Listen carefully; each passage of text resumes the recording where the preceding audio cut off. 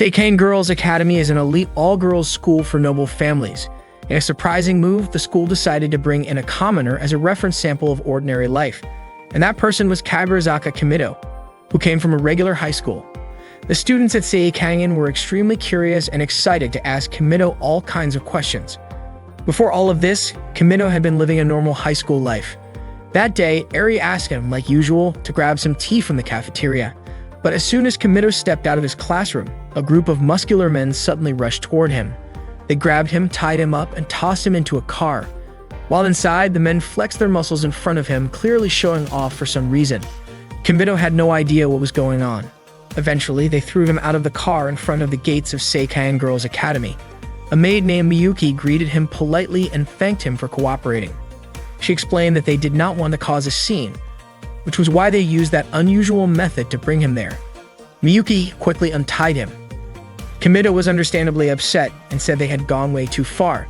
He asked where he was and who all these people were.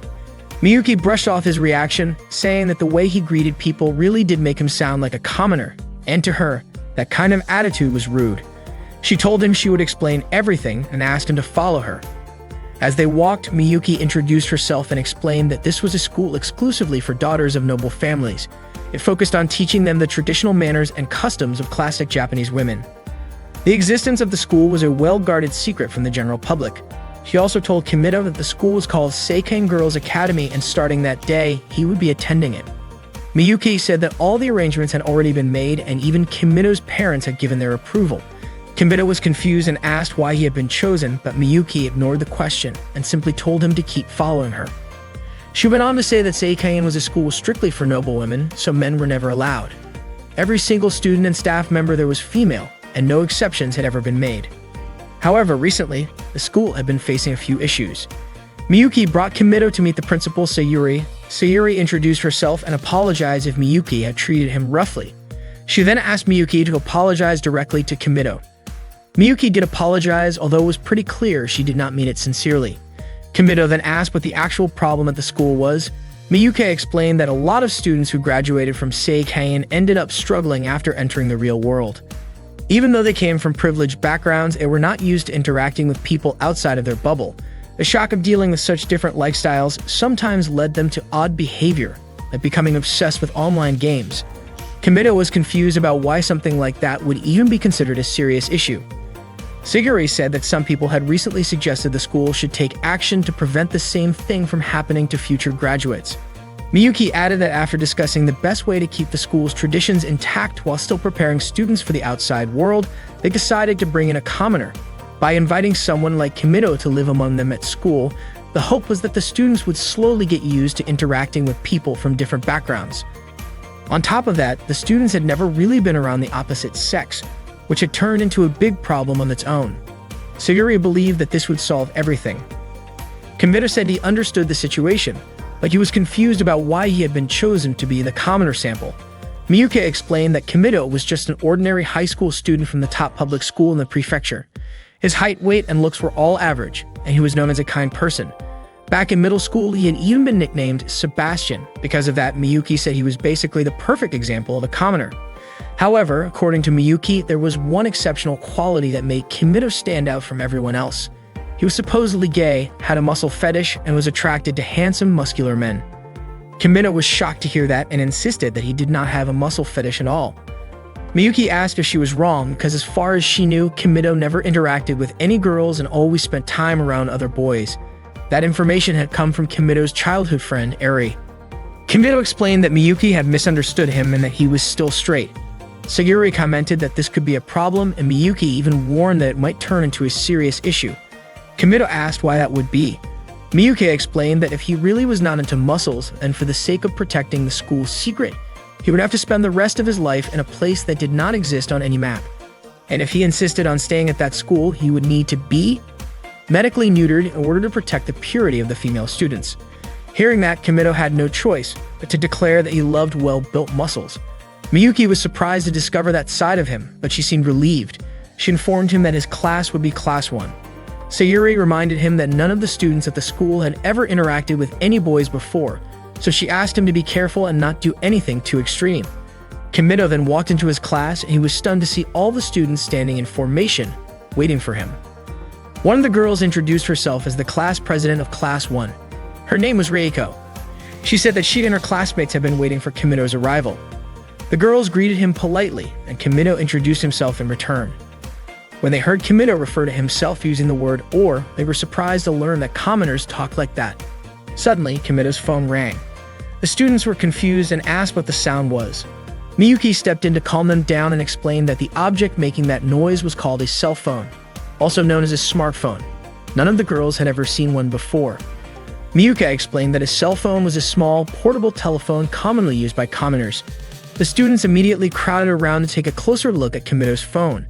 They had no idea that such a thin, compact device could be used to make phone calls. Some of them even asked to hold it themselves. They could not believe that Kimido was so used to using something so amazing, and they said commoners were truly incredible. Reiko stepped in and told everyone to give the phone back to Kimido. But they were so flustered they had no idea what to do. Just imagining holding it made their hearts feel like they were going to stop. They felt that way because none of them had ever interacted with a boy before. Reiko finally gathered her courage and returned the phone to Kimido herself. She thanked him for letting them see it. Then all of a sudden, Reiko remembered something she had forgotten. She needed to make him a thank you card right away. Sumire had already prepared some paper and a pen for Reiko to use. Reiko quickly wrote down a thank you card, then tied it with a ribbon, placed it inside the gift box, decorated it with flowers and another ribbon, and finally put the box in a bag before handing it to Kimido. Seeing all of that, Reiko's friends praised her for being thoughtful and always caring. Kimido thanked her and accepted the gift, but since Reiko was a little nervous, she accidentally lost her balance and fell forward. Luckily, Kimido managed to catch her in time. Reiko was so overwhelmed that she ended up fainting, which made all her friends panic. Suddenly, a girl named Aika came into the classroom and immediately pulled Kimido outside. Kimido asked her why she dragged him out. Without wasting time, Aika pushed him and tried to kiss him. She called Kimido a commoner and asked him to let her kiss him. As Aika moved her face closer to his, Kimido pushed her away and asked what she was doing. Aika explained that if she kissed a commoner, her wish would come true, so she believed she needed to kiss Kimido to make her dream a reality. Kimido told her that her wish would not come true just by doing that. Aika insisted she had heard about it from one of her upperclassmen. Kimido asked her whom she trusted more, an upperclassman who never left her room or a commoner like him. Aika let go of him and admitted that she did not really believe it either. She called Kimido a dumb commoner, but Kimido shot back that she was the one being dumb for thinking a kiss could make dreams come true. Aika responded by saying she did not actually believe it. Just messing around, Kimido joked that if she spun in a circle and barked, then her dream would come true. To his surprise, Aika actually believed him and did it right away. Kimido could barely believe what he had just witnessed. Right then, Reiko and her friends showed up to apologize to Kimido. Reiko explained that she and the others were truly worried about him, so they came looking. They were shocked to see Kimido being pulled away like that by Aika. Reiko asked what he and Aika were doing. When she called out to Aika suddenly ran away. Reiko mentioned that Aika never really talked to them, so maybe there was something they did not know about her. Later, Miyuki escorted Kimido to a dorm that would be his new place to live. She even told him there was a private room made just for him. The room had been renovated and Miyuki was confident that Kimido would be satisfied. To his surprise, the room was made to look exactly like his bedroom back home. Miyuki explained that the total costs, including special shipping, renovation, and other expenses to keep everything confidential, was around 100 million yen. Kimido was shocked when he heard that. Miyuki reassured him that she believed he would feel comfortable there. Suddenly reminded of Miyuki's earlier threat about his supposed muscle fetish, Kimido tore up his collection of 5 pictures. That made Miyuki suspicious and wonder if Kimido had been lying about his muscle fetish. To keep up the act, Kimido quickly pretended to be into muscular male figures. Miyuki then told him that from now on, she would be his personal maid. At this school, every student had their own maid to take care of them, so Miyuki would be looking after him from now on. She also informed Kimido that the introduction ceremony would begin at 3 p.m. and asked him to stay in his room and rest until then. All of a sudden, Aika barged into Kimido's room and accused him of lying. She said she had done it 58 times, but her wish still had not come true. Kimido replied by reminding her that he only said to do it 3 times. Aika said that Kimido had tricked her, but Kimido told her that she was the one who did that in the first place. Besides, he did not expect her to do something so ridiculous. Aika was shocked when she saw everything inside Kimito's room since she had never seen any of it before. Kimito explained that all of those things belonged to commoners. That got Aika thinking that maybe this was the key to getting her wish granted. She asked Kimito if learning about commoners would help make her wish come true. What she really wanted was to be popular in class. She asked if there was something wrong with that wish. According to Kimito, she did not need to go through all this just to make friends. If she could act like her normal self, her wish would come true naturally. Aika said that just being normal would not help her get what she wanted. But Kimito pointed out that if she could talk to him like this, then there was nothing wrong with her. Aika admitted that she was not good at lying, so she always said whatever was on her mind. She was convinced that people would not like her for that, and she was scared of being disliked. That was why she kept her distance from her classmates. She confessed that she really wanted to be friends with them. She hated being alone. She wanted to talk to her classmates and enjoy high school life with them. Until now, she had been spending her breaks pretending to sleep and rushing home just to avoid everyone. But she admitted that she did not want to keep living like that anymore. Aika was surprised at herself for suddenly saying all of that to a commoner like Kimito. Kimito let her borrow his game console. Aika was stunned the moment she turned it on. She could not even deny it. Commoner games were amazing. She asked Kimito to teach her how to become a commoner. She wanted to learn all about commoner culture. Aika said that commoners were starting to become popular at school. At the very least, if she knew a little about commoner culture, she was sure her wish would come true. She would become popular at school. That was why she asked Kimito to teach her everything there was to know about being a commoner. That way, she could become a commoner master and everyone in class would want to hang out with her. Aika even made up her mind to start a commoner club with her and Kimito as the only members for now. She was so fired up and said that she and Kimito would do all kinds of awesome club activities together. Kimito agreed and Aika was thrilled. She kicked off her club activities with her first mission, beating the game on Kimito's console. Miyuki woke Kimito up in the morning. As soon as he opened his eyes, he was shocked to see her and asked why she had come into his room. Miyuki reminded him that she was the maid assigned to take care of him, so waking him up was part of her job. Without hesitation, she began to take off his t-shirt, which immediately startled him. Not long after, she also pulled down his pants. Kimito quickly protested, saying that was going way too far, and he could take care of it himself. Miyuki, however, insisted that it was her duty as a maid of Seiken.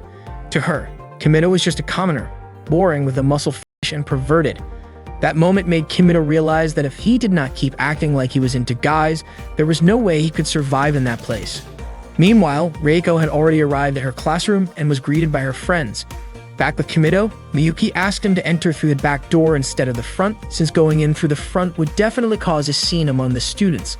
As he opened the door, he accidentally bumped into Aika. She asked what he was doing there.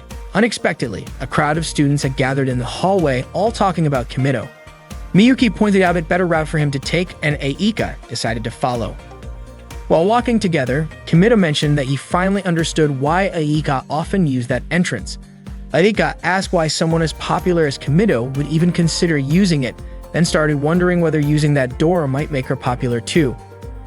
Aika reminded him that the Commoner Club activities would start that day.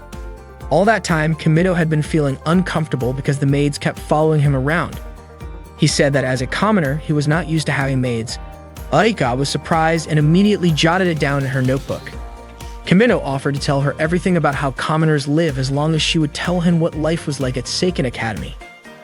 Aika said that all the complicated stuff would be explained by Reiko, since she was the student council president. Kimito asked why Aika could not just do it instead. Aika was surprised and asked why he would choose her over Reiko. Kimito said it was because Aika did not look like a noble at all, while Reiko was so beautiful that she seemed to have a whole aura of her own.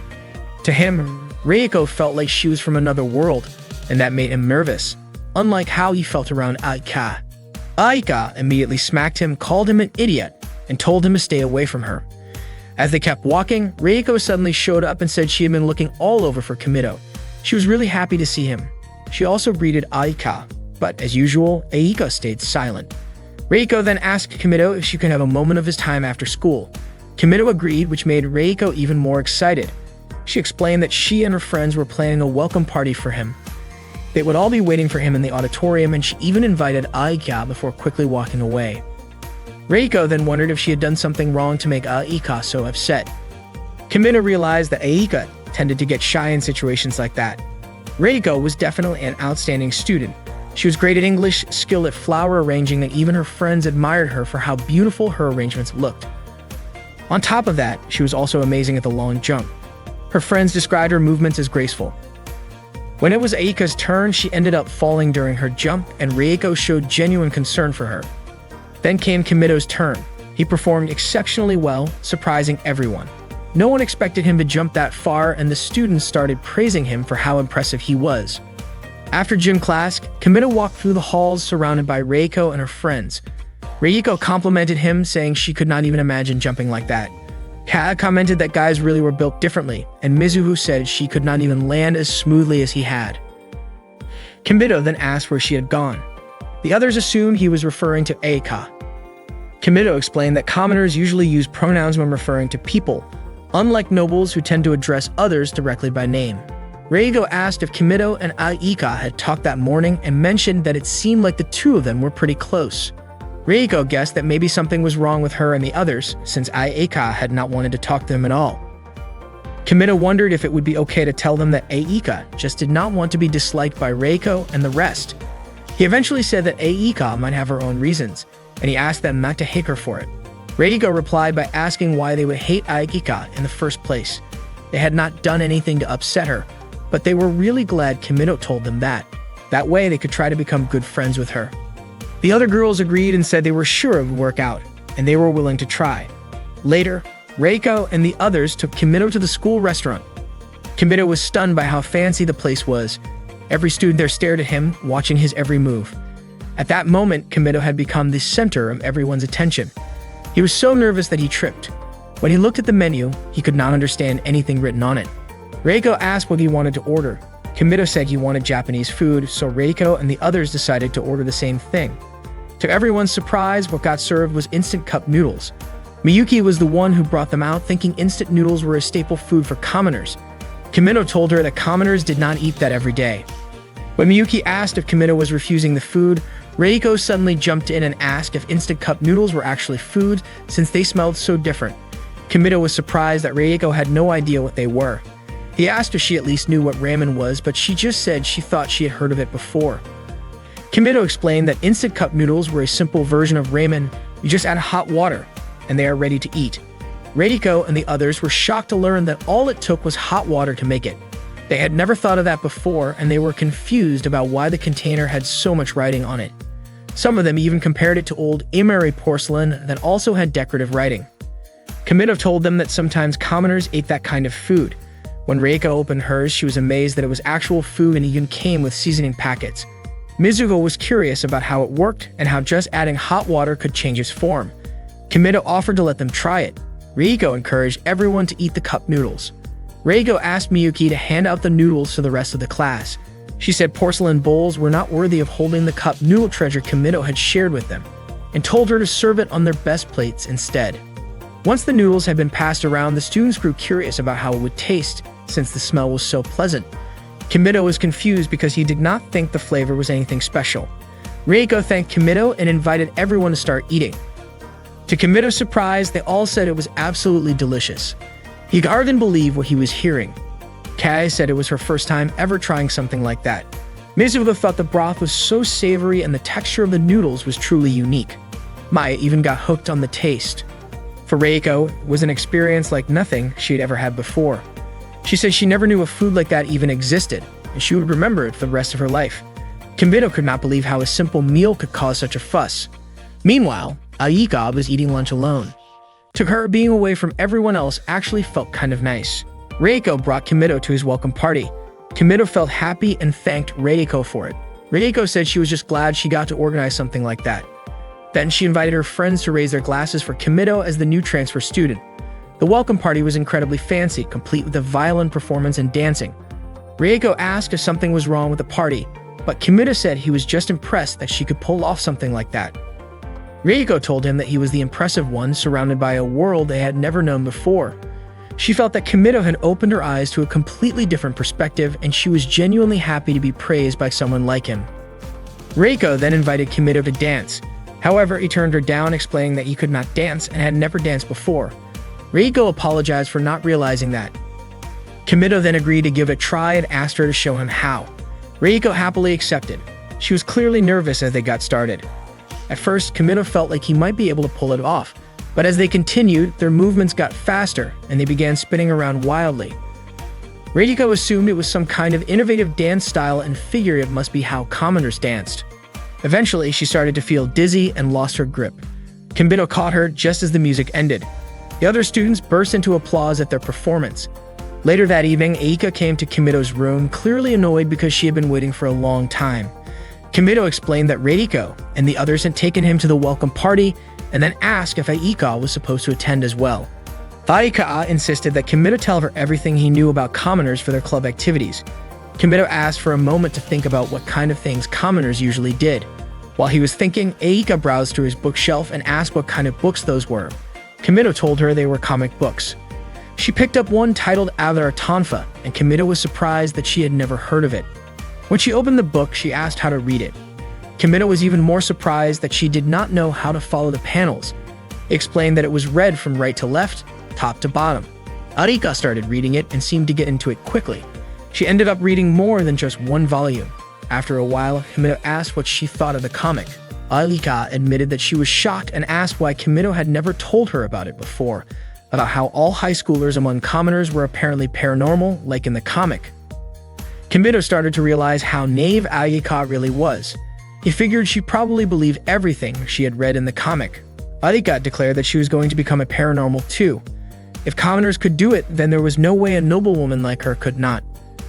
Kimito could not believe she actually took the story seriously. Aika went on to say she would show her avatar to the other students, and then everyone would admire her, and she would become popular. She even added that even if she became the most popular girl in class, she would still talk to Kimito. Kimito figured she might need to start practicing, though not anything straight out of a comic. He taught her a simple move for stopping time, and told her to give it a shot. Once Aika performed the move, Kimito pretended to freeze so she would think it had worked. Arika was thrilled, thinking she had actually done it. She even showed her underwear in front of Kimito, completely convinced he could not see anything. Then she decided she wanted to write Ichijinsha on his forehead, but instead she suddenly leaned in as if she was about to kiss him. Just as her face got close, Kimito spat out water and Aika immediately smacked him. Kimito played dumb and pretended not to understand why his cheek was hurting. Aika concluded that maybe there was a time limit on how long she could stop time and she needed to experiment a bit more. Out of the blue, Kimito asked what Ichijinsha even meant.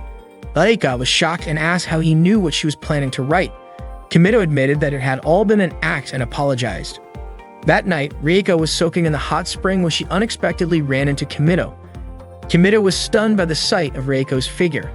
He immediately closed the door, apologized, and left. Reiko then said that she had to become Kimito's wife since he had seen her body. The next day in class, Reiko could not stop thinking about what happened the night before. Meanwhile, Kimito assumed that Reiko had already moved on and was acting like nothing ever happened. During the lesson, the teacher asked everyone to pair up and start a conversation.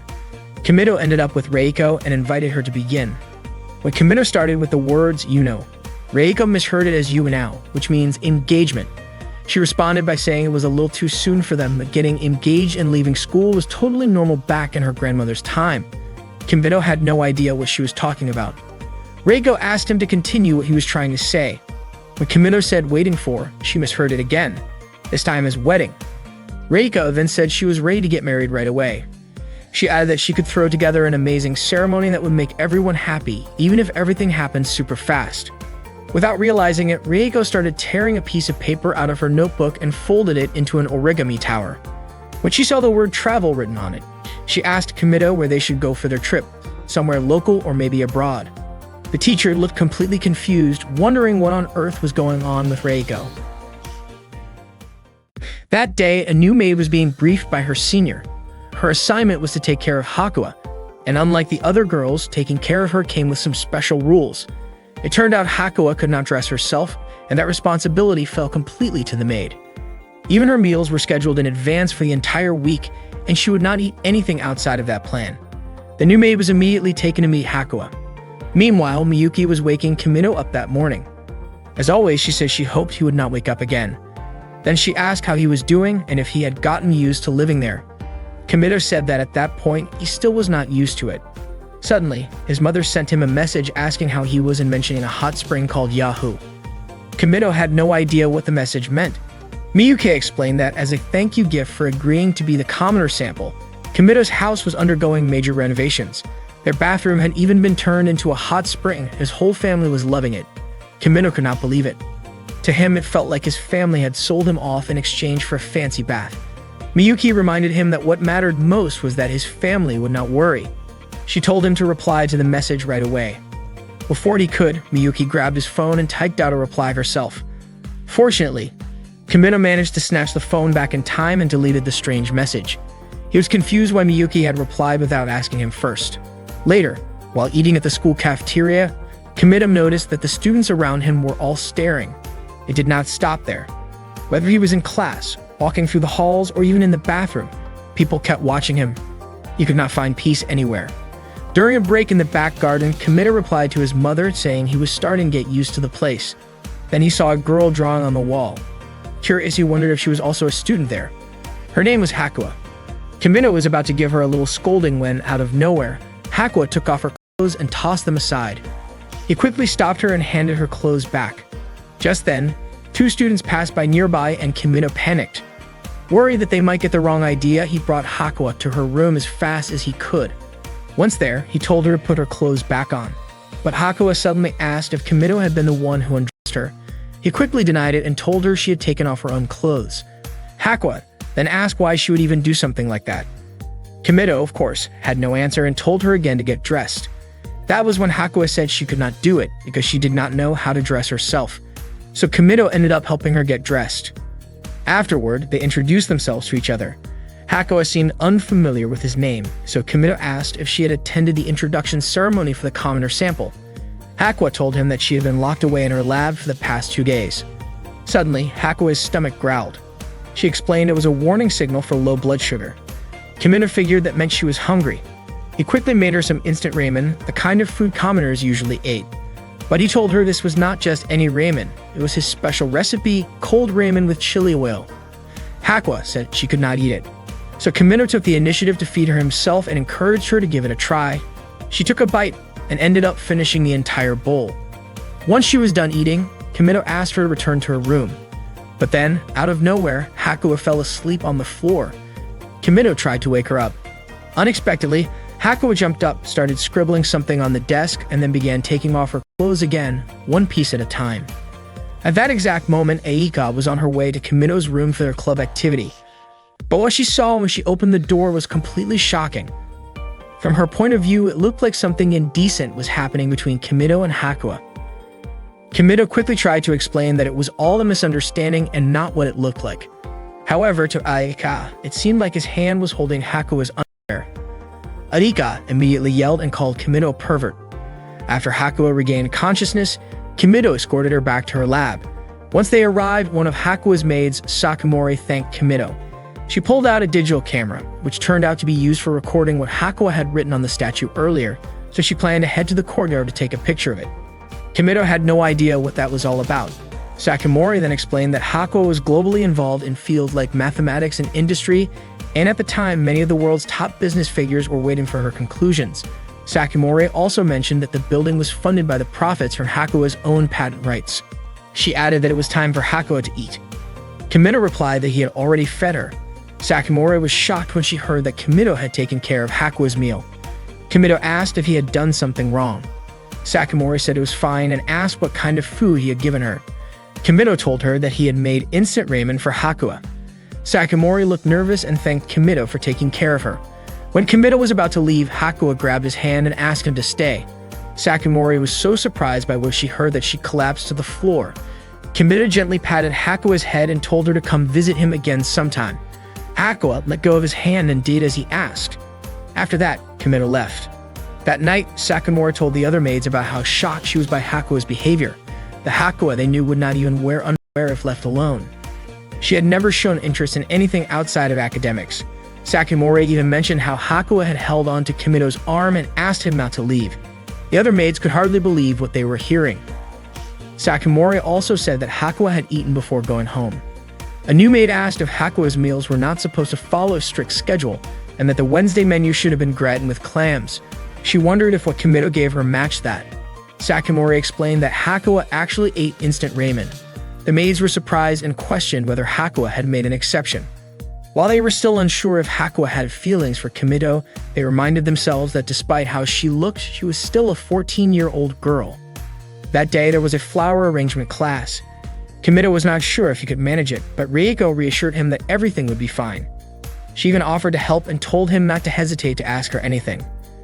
Suddenly, a girl carrying a katana approached Kimido. Her name was Karin. When a bug flew near her, she screamed and swung her sword to chase it away. The students around her misunderstood and assumed she had just called a commoner a bug. They started whispering that Karin was terrifying. Kimido tried to explain that she was not referring to him as a bug, but Karin cut him off and confirmed it. She went even further and called Kimido a pathetic insect, threatening to cut him down on the spot. She also called him a garbage pond. Kimido asked who this girl even was. Karin introduced herself and said she was going to punish him. Reiko became worried and Eika told Kimido to run. Karin slammed her katana to the floor, which caused leaves to scatter everywhere. Kimido dodged the attack. Karin struck the ground again, all while shouting that Kimido was a filthy insect and a trash pond. She then performed a sword technique that created a whirlwind effect. To everyone's shock, the katana's force ended up shredding the clothes of all the nearby students. They screamed as their clothes vanished instantly. Kimido saw what happened and assumed it was the result of that sword move. Karin, however, blamed Kimido for the indecent scene. Moments later, his own clothes were torn, causing all the students to scream in shock when they saw his body. Karin raised her sword and called Kimido a shameless man ready to stab him. Kimido dodged quickly and shouted that it might actually kill him. Since Karin refused to stop, Kimido had no choice but to stop her by force. Kimido braced himself as Karin launched her attack. Unexpectedly, his pants tore open, leaving him completely exposed right in front of Karin's face. The sight almost made Karin faint. She then asked how strong Kimido was compared to other commoners. Kimido said he might actually be the weakest of them all, which made Karin feel like the technique she had worked so hard to develop was completely wasted on someone so weak. But Kimido praised her technique, saying it was incredible, and admitted that he was not actually the weakest. Karin refused to accept that and demanded a rematch. She said she needed to cut him down to restore her honor. Just as she was about to lift her katana again, her outfit suddenly tore apart. She was confused, especially since she had not seen Kimido make a move. According to Kimido, it might have been a delayed effect of her own technique. Karin could not believe that someone who claimed to be the weakest was actually this terrifying. Kimido insisted he had not done anything at all, that it was all Karin's doing. That was when Karin realized they were on completely different levels. After that, she accepted Kimido as her master since he had defeated her. Kimido was confused and called her a wild beast. Karin warned him that if he turned out to be weaker than her, she would not hold back against him. Kimido said she was treating her own master like some kind of demon world dragon. Karin calmly said that Kimido could do anything he wanted to her. The next day, while Kimido was walking through the school hallway, the other students were gossiping about him. They could not believe he had somehow managed to make Karin serve him. They all agreed that this commoner was really something else. Aidika later visited Kimido in his room. She said his cell phone could help her plan a party that would make her more popular in class. With it, even someone like her, who normally struggled to talk to others, could reach out to everyone without a problem. She said it was time to take action. She asked Kimido why he looked so down, but Kimido said it was not how she thought. Aika then asked what he thought of her plan. Kimido admitted it was not a bad idea, but he said it might be too difficult because she would need a lot of phones, and that was not something he could handle. Aika told him that if that was the case, then he needed to figure something out. Kimido replied that there was no place nearby where they could get that kind of stuff. That was when Hakua spoke up, saying Kimido could get phones through her. She also had experience developing phones and even had plenty of samples in her lab. Aika got irritated seeing Hakua sitting on Kimido's lap like that. Kimido said Hakua simply refused to move. Aika pointed out that even though Hakua looked the way she did, she was already in middle school. Kimido could hardly believe it. Aika tried to get Hakua to sit on a cushion instead, but Hakua just grabbed onto Kimido's arm.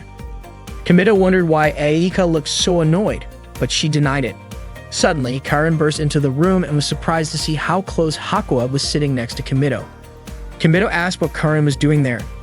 Karin reminded him that, like she had said before, she belonged to him now.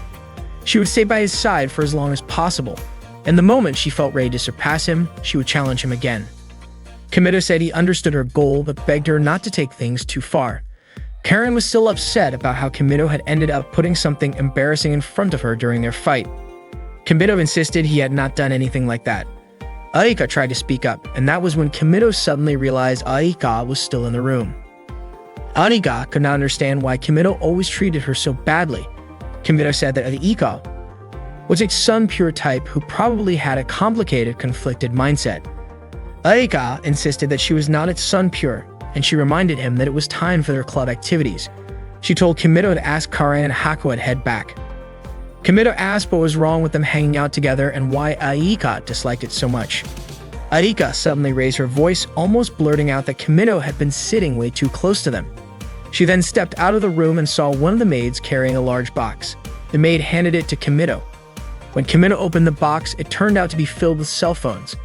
Hakuya had asked her maid to bring them. She explained that at the time, they could not connect to any phone lines or internet services, and she asked if she should set them up to access the internet. Kimito told her it was enough if the phones could connect to each other, and Hakuya agreed to take care of it. Kimito asked Aika to choose whichever phone she liked. Before doing so, Aika thanked Hakuya. Then Kimito asked what about Karen, but Karen said she was not interested in toys like that. Aika asked Kimito to take a picture of her using the phone. She was happy because her face looked really cute in the photo. Kimito asked if Hakuya wanted him to take a picture of her too. Hakuya said she wanted to take one together with him, and Aika also wanted to be in the photo as well. Kimito said there was no way the three of them would all fit in the frame. Aika tried adjusting their positions so they could squeeze in, but it turned out it really was not possible for all of them to fit on the phone screen. Kimito was about to ask Karen for help, but it turned out that Karen also wanted to join the photo. Kimito agreed. They all moved closer together so they could appear on the screen, but Aika started complaining because her body ended up touching Kimito. During lunch break at school, Reiko and the others invited Kimito to join them for a tea party. Reiko explained that it was not some big event, just a small gathering in her room. She looked a little nervous and said she did not mean anything by it, that it was just something they usually did. She added that it could be a nice opportunity to hang out. Kaya mentioned that although they often had tea parties like that, this time they were inviting Kimito as a special guest. Reiko quickly covered Kaya's mouth and then asked Kimito if he had any plans after school. Kimito said that he did not have anything important going on and agreed to join the tea party. Suddenly, Aika spoke up and reminded everyone that Kimito had plans with her after school. Reiko asked if there was something Aika wanted to talk about with Kimito. Aika seemed nervous and immediately pulled Kimito out of the classroom. She told him they had club activities later and asked if he had forgotten about it. Aika said she did not have time to just relax. Kimito was confused and asked what she meant by relaxing and said that to him, her plan did not seem all that important. Aika then asked if he really wanted to go to Reiko's room that badly. She insisted that he go home with her right away since she needed time to get ready for what she had planned. Kimito agreed to go with her. Before leaving, Kimito apologized to Reiko for not being able to attend the tea party. Reiko told him not to worry about it and said she hoped his plans would go well. Kimito thanked her and left with Aika. Later, during the tea party in Reiko's room, Maya asked why Kimito did not show up. Reiko explained that he had something else going on. Maya wondered what kind of plan could have pulled him away and commented that Aika seemed a lot more open with Kimito. Reiko said she believed Aika had probably just asked Kimito for some advice. She figured that maybe Aika felt a bit overwhelmed being around all of them, especially since Kimito was still new to Seiken Academy. She added that Kimito was a great guy, so it made sense that Aika would want to talk to him. Kata mentioned that it seemed like Aika had been spending time in Kimito's room almost every day.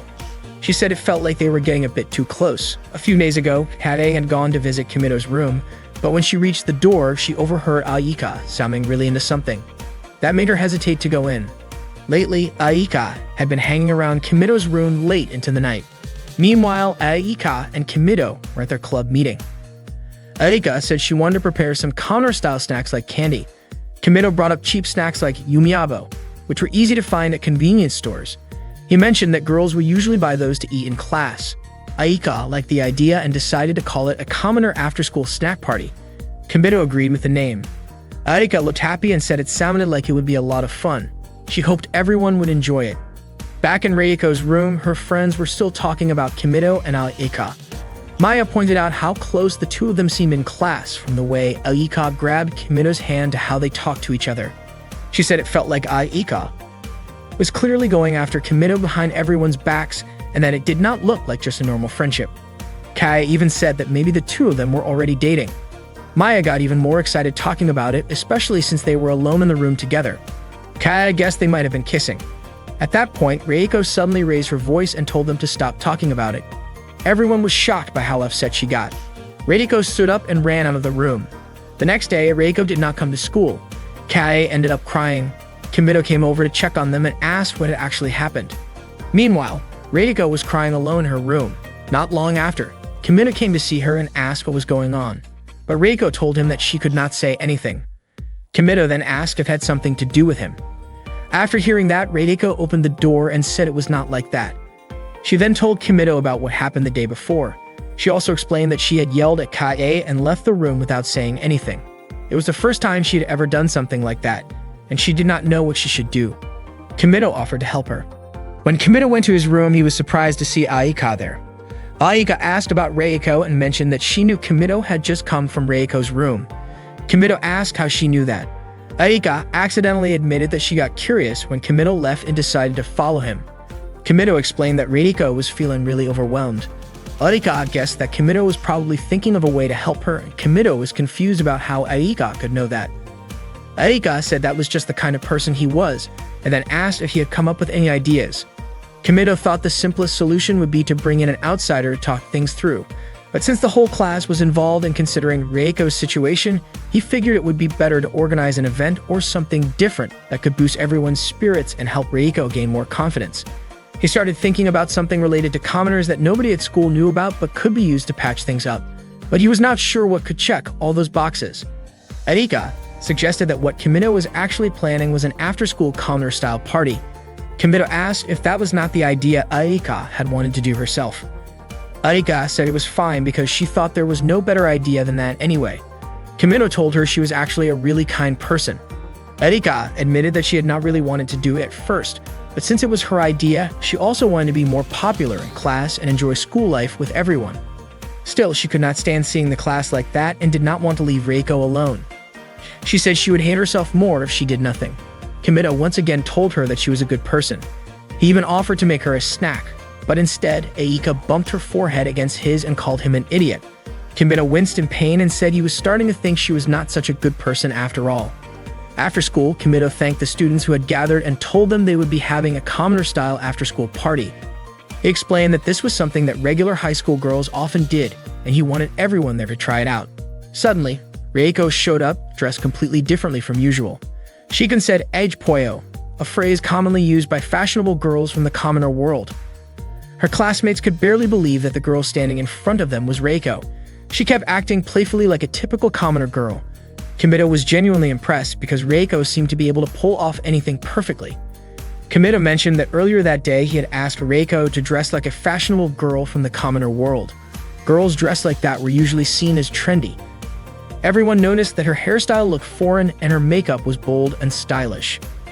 Reiko then pulled a phone out of her pocket and sent a message. Right after that, the sound of phones ringing filled the room. Reiko asked everyone to check inside their desks. To their surprise, they each found a phone. Reiko asked them to press the message button, and it turned out to be an apology from her.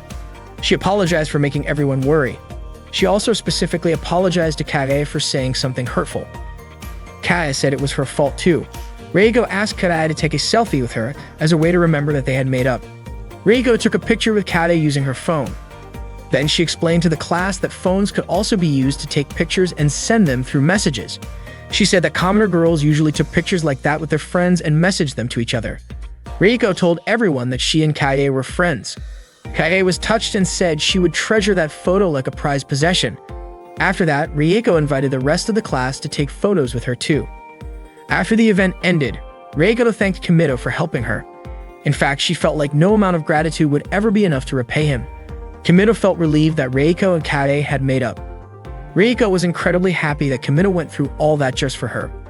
Kimito admitted that the idea had not been his in the first place. It was actually Aika's. He probably should have kept that a secret, but because it was Reiko, he decided to tell her anyway. He explained that Aika had really wanted to become friends with Reiko and her classmates, which was why she had originally come up with the event. But for Reiko's sake, Aika gave the idea to her instead. Kimito said that Aika was genuinely kind, which made him feel like he had to do something in return for her. Unexpectedly, what he said made Reiko upset. She ran out of the classroom and headed straight for Kimito's room. Kimito quickly chased after her. When she arrived, she opened the door, and to her surprise, Aika was already in Kimito's room. Out of nowhere, Reiko said she hated Aika. She claimed Kimito had told her everything and even called Aika an idiot. Aika was shocked and annoyed because if Reiko already knew everything, then she should have been thanking her instead. Reiko suddenly lashed out and went after Aika. Aika had no idea what the problem was. Reiko cornered her and repeated that she was being stupid. Aika called out to Kimito asking for help. Reiko was confused about why Aika and Kimito were calling each other by their real names, which only proved how close the two of them really were. Reiko blamed Aika, saying that if Aika had just come to her for advice, none of this would have happened. She was disappointed that Aika gave up and walked away over something so minor. Aika started getting irritated and pushed Reiko back. She told her that Reiko would never understand or even know how she really felt. Reiko then asked if Aika had any idea how much she had worried about her. She said all she could think about was what she was lacking. Reiko also explained that she had been defending Aika from all the people talking behind her back. What Aika fired back, saying she never asked for that. She accused Reiko of always looking down on others just because she could do everything. Reiko pushed her and insisted that was not true. She told Aika that she should have relied more on other people. Aika argued that she had already helped Reiko by letting her use her idea, but Reiko responded that she had never asked for that. After hearing that, Aika started to hate Reiko too. The two of them kept fighting, eventually shoving each other onto the bed. While that was happening, Kimito got distracted, his eyes locked onto the way their firm, soft thighs pressed against each other in a strangely perfect geometric shape. The absurdity of the thought snapped him out of it, and he quickly told them to stop fighting. Both girls yelled at him to shut up, and Aika threw a pillow at him, knocking him over. After that, Reiko and Aika both blamed themselves for how things had turned out. Kimito stood up and told them it was his fault. Once the fight had ended, Aika started playing a console game. Kimito tried to calm her down and encouraged her, saying that she would definitely be able to become a master of commoner culture. From the start, she had never really acted like a noble, especially not the way she talked. Aika said she used to be like the other girls, but in 4th grade, she got really sick with a fever and passed out. When she woke up, her way of speaking had changed completely. She figured maybe she had lost her memory during that fever or something had happened to her. Still, she said she was fine with it, since she never really wanted to get close to anyone anyway. To her, Kimito's games and comics were fun enough. Unfortunately, she accidentally let it slip that she also enjoyed spending time with Kimito. Just then, Hakua and Karen came into Kimito's room. Kimito assumed they wanted to hang out and play games with him. Although Karen would not admit it, Hakua handed him a club application form. It turned out she wanted to join the Commoner Club. Reiko also asked to join the club. Kimito was confused. He did not understand why all of them suddenly wanted to be part of the Commoner Club. Reiko said it was for the sake of her future. Hakua mentioned that she wanted to be with Kimito. Karen claimed she did not want to be with him, but the circumstances left her no choice. Unfortunately, Aika rejected their requests, especially Reiko's. Kimito asked Aika not to act that way because honestly, Reiko just wanted to make up with her. But Reiko ended up saying that if Aika did not like it, maybe she should be the one to leave. Then, a little shyly, Reiko asked Kimito to start calling her by her real name from now on. Aika got irritated and said that Reiko already had her tea party group and was always hanging out with them anyway. Reiko replied that she also wanted to be friends with people in her class and in the club, and she thought that was totally normal. Aika asked if Reiko hated her, but Reiko said she had never hated anyone in her life and that she actually hoped Aika could be friends with her. Aika immediately felt like throwing up after hearing that. Reiko gently told her she could leave if she wanted to, but of course Aika refused. Karen, confused, wondered when Aika and Reiko had gotten so close like that. Suddenly, a pair of underwear landed on Kimito's head. Turns out, Hakua had been writing something on the window and had started taking her clothes off. Karen was shocked and called it ridiculous. She quickly grabbed her phone to take a picture. Kimito was confused as to why Karen was taking a picture of a naked Hakua, while he also had to deal with Aika and Reiko arguing again. Kimito tried to stop them, but then Miyuki suddenly barged in and got angry when she saw the chaos in Kimito's room. She grabbed a giant pair of scissors and seemed like she was about to do something drastic to Kimito. Seeing that, Kimito quickly played a video of muscular guys and even said that he really wanted to be surrounded by their muscles. Hakua, Karen, Arika, and Reiko were all completely shocked when they heard that. Miyuki quickly apologized for doubting Kimito and said that he must be a very unique guy who only gets excited by super buff men. Kimito was incredibly embarrassed that Miyuki said that right in front of his friends. Misaki was a radio host, and that day she had a broadcast with Eri, a high school idol who also worked as a voice actress. It was the third time Eri had been on the show with her, and Misaki had even come up with a special greeting just for Eri. During the broadcast, Eri seemed cheerful and friendly.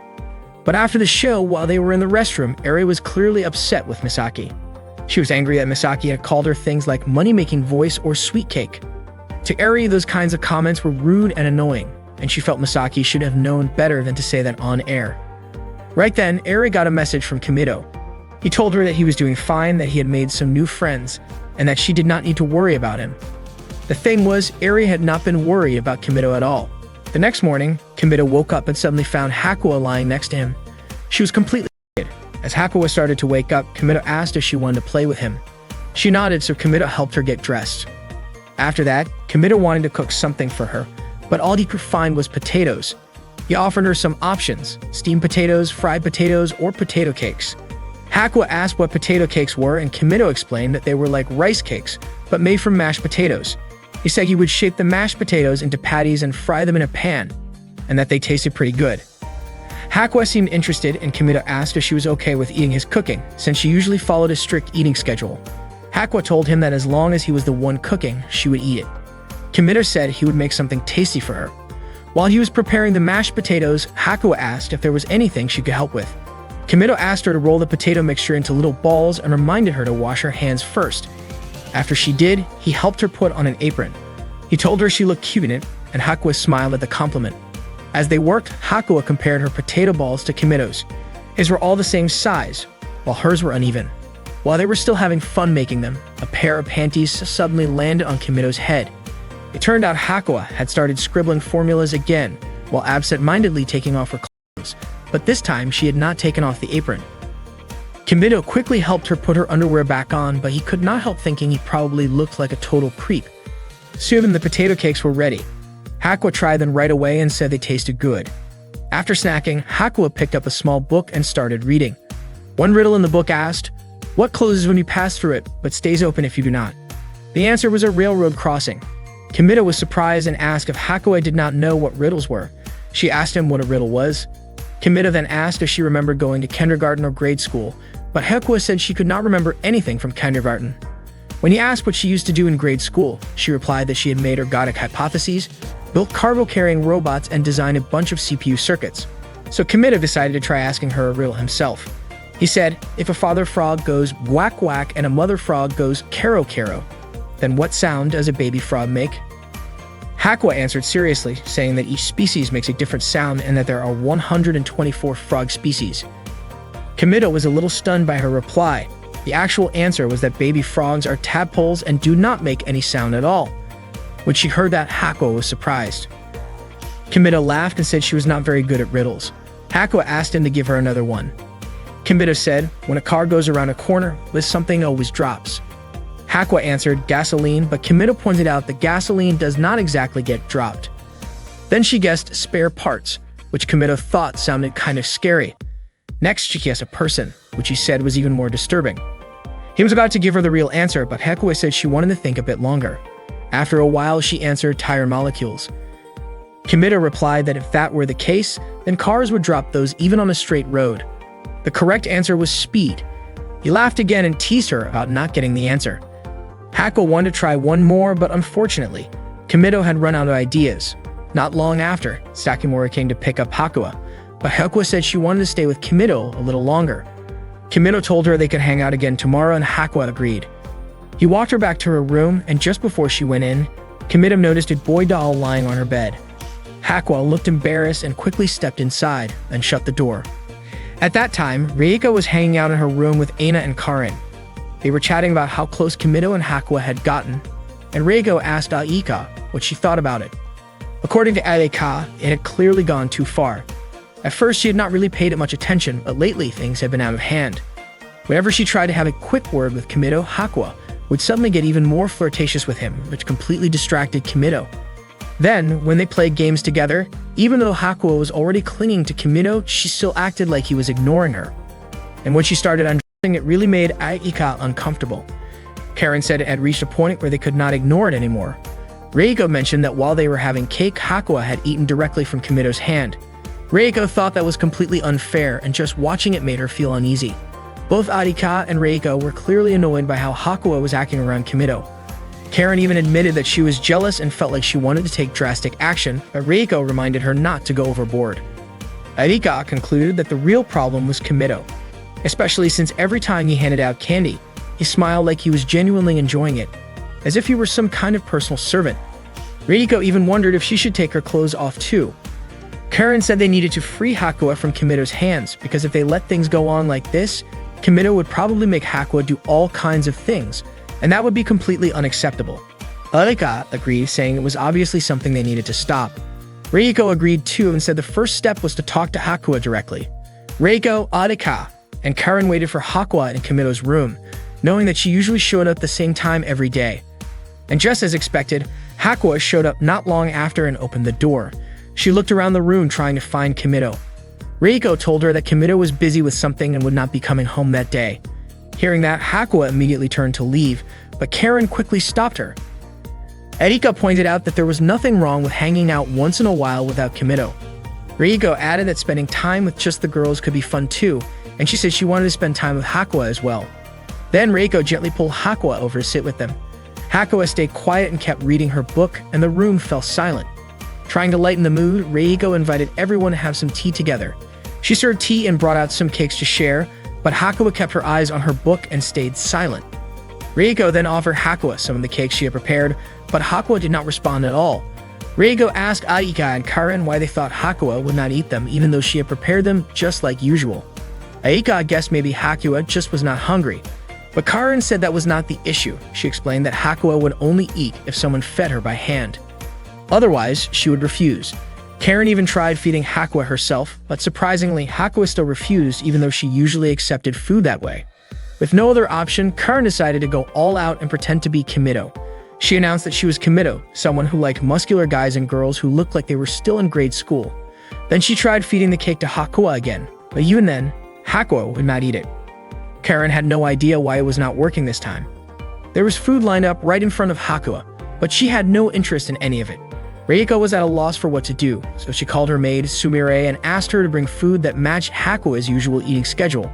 A little later, Reiko served tuna sushi rolls, and right away, Hakuo started eating. Arika finally understood Hakuo would only eat food that was planned and scheduled. Just as they were about to start talking to her, Hakuo suddenly began writing out a formula and looked like she was about to take off her underwear. Reiko and Aika immediately stepped in to stop her. Karen said it was completely ridiculous, but she had to admit she was kind of enjoying the chaos. After that, Hakuo fell asleep. Reiko could not believe that Kimito went through all of that every single day. According to Ayaka, Hakuo was easier to manage whenever she was with Kimito. Reiko then asked if that meant Hakuo had closed herself off to the rest of them. Not long after, Sakimori showed up to pick up Hakuo. Reiko gently woke her up, and once she was awake, Sakimori invited her to return to her room. Hakuo noticed that Kimito was not there and said there were only friends in the room. Hearing that, Aika smiled. Before leaving, Hakuo said in a loud voice that the daddy frog's sound was quack quack, the mommy frog's sound was kero kero, and then she asked what sound the baby frog made. Reiko realized it was a riddle. Karen said Hakuo was absolutely adorable. Arika responded by saying that baby frogs were tadpoles, so they did not make any sounds. Hakuo was surprised that Aika could figure it out. Meanwhile, Kimito was playing a game voiced by Eri, something he had not done in a long time. The game character was named Marika. She was upset that Kimito had left his girlfriend, her, for an entire month. Kimito apologized, but Marika assumed that he hated her now. The game was called Marika-tan Pero Pero. Marika asked Kimito how he felt about her, and he told her that he really liked her. Marika asked him to say it again, claiming she had not heard it the first time. Kimito leaned his face close to the game screen. Just then, Erika opened the door to his room and asked what he was doing. Kimito explained that he was playing a game and that the woman on his phone was his girlfriend in the game world. Erika was honestly grossed out. Kimito was not playing because he liked the game itself, but because the voice actress was someone he knew.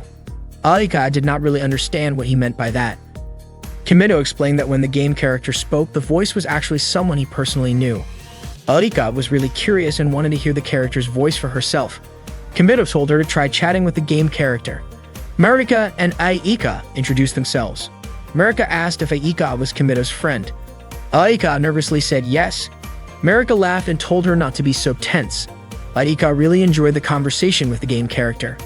Not long after, an announcement came from the intercom calling Kimido to the principal's office. He quickly left the room.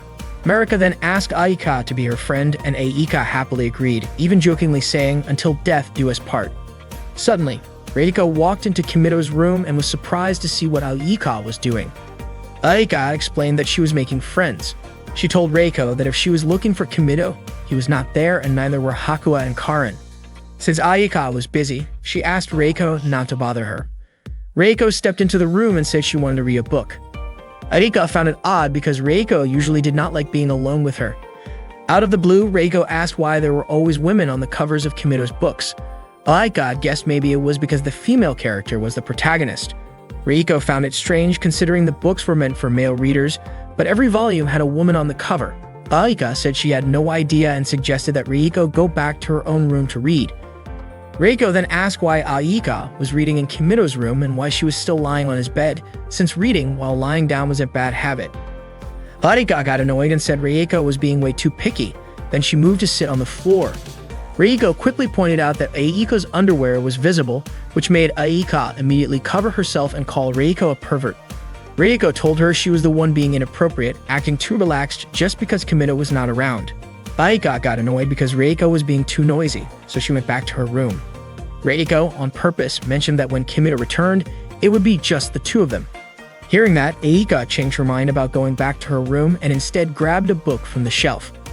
Reiko asked what book Aika had picked up, but Aika told her to stay away. It turned out the book Aika grabbed had a cover featuring a woman. Reiko was surprised since most of Kimido's books were like that. Aika guessed that maybe Kimido was kind of pervy. Reiko immediately scolded her, saying that to her, Kimido was a real gentleman. Aika replied that maybe he was a real gentleman and a pervy one. Reiko did not argue. She believed Kimido was definitely into girls. At the time, Reiko was reading a comic and she really liked one of the characters. She felt the way the character talked and behaved was kind of unusual, but when it came to solving problems, she gave it her all and cared more about others than herself. Aika, on the other hand, preferred the main character. Reiko did not think the character was anything special, which Aika disagreed with. She thought the character was kind and well-liked by everyone. Aika opened Kimido's fridge looking for snacks, and she and Reiko found a bottle of some drink they could not identify. To Reiko, it looked like juice, or maybe something commoners would drink. Aika said she wanted to try it, and Reiko said she did too, but Aika would not let her. She even said that if it were any other girl, she would have shared, but not with Reiko. Reiko gave up and walked away. Suddenly, Aika called out and asked Reiko to grab some glasses, since she decided to share it after all. Reiko smiled, clearly excited to try it. But the moment they tasted it, they immediately spit it out. Reiko said the bubbles tasted weird. Aika was confused and asked why Reiko had to spit it right at her. Since her clothes got dirty, Aika started taking them off and Reiko scolded her.